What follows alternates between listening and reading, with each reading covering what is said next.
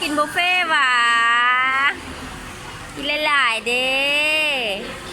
ข้าวหลายๆเด้อนางกระตื่นไอ้แพ้เด้น้องเบลเนี่ยน้องเบลเรากินข้าวเองก็ได้ปี5 เดือนน้องเบลได้ปี5 เดือนแล้วได้นี่น่ะแล้วกินข้าวเอง